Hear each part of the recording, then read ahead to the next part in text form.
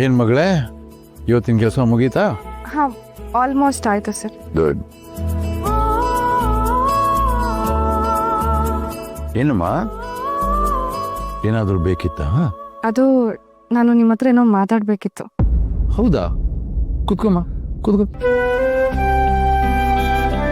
ಏನು ಹೇಳಮ್ಮ?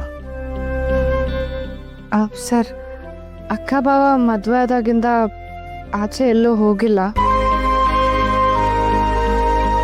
ಅಮ್ಮ ಅದೇ ವಿಷಯದ ಬಗ್ಗೆ ಮಾತಾಡ್ತಾ ಇರ್ತಾರೆ ದಿನ. ಇಷ್ಟು ದೊಡ್ಡ ಸಂಸಾರ, ಇಷ್ಟು ಒಳ್ಳೆ ಸಂಬಂಧ, ಆದರೆ ನಾವು ಎಲ್ಲರೂ ಸೇರಿ ಅವರಿಗೊಂದು ಅಡಿಪಾಯ ಮಾಡ್ಕೊಡೋಕ್ಕಾಗ್ತಾ ಇಲ್ಲ ಅಂತ.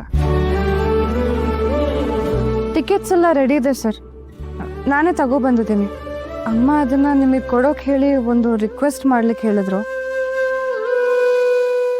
ಈ ಟಿಕೆಟ್ನ ಅಕ್ಕ ಭಾವನಿಗೆ ಕೊಟ್ಟು ಹನಿಮೂನಿಗೆ ಕಳಿಸ್ಬೇಕಂತ. 4 ದಿನ ಅಷ್ಟೇ ಅಲ್ವಾ ಸರ್, ಬಂದ್ಬಿಡ್ತಾರೆ. ಇದು ಅಮ್ಮನ ಆಸೆ, ಅವರಿಬ್ಬರು ಹೋಗಿ ಬರಲಿ ಅಂತ. ಅದಕ್ಕೆ ನಾನು ನಿಮ್ಮ ಹತ್ರನೇ ಬಂದು, ನೀವು ಹಿರಿಯರಲ್ವಾ, ನಿಮ್ಮ ಹತ್ರನೇ ಪರ್ಮಿಷನ್ ಕೇಳೋಣ ಅಂತ ಬಂದೆ. ಅವರಿಬ್ಬರು ಖುಷಿಯಾಗಿರ್ಬೇಕು ಅಂತ ಅಷ್ಟೇ ಸರ್, ಮತ್ತೇನೂ ಇಲ್ಲ. ಹೌದಮ್ಮ, ಮಕ್ಕಳು ಸಂತೋಷನ ಬಯಸೋರೆ ಹೆತ್ತವರು. ಹೆಣ್ಣೆತ್ತಿರಲಿ ಗಂಡು ಹೆತ್ತಿರಲಿ, ಅವ್ರ ಖುಷಿ ನೋಡಿಕೊಂಡು ತುಂಬ ಆನಂದ ಪಡ್ತಾರೆ.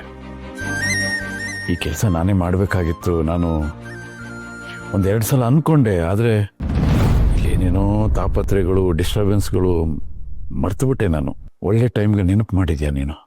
ನಾನು ವಿನಯ್ ಹತ್ರ ಮಾತಾಡ್ತೀನಮ್ಮ.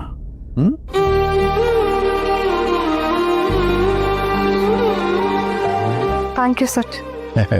ಥ್ಯಾಂಕ್ಸ್ ಯಾಕಮ್ಮ.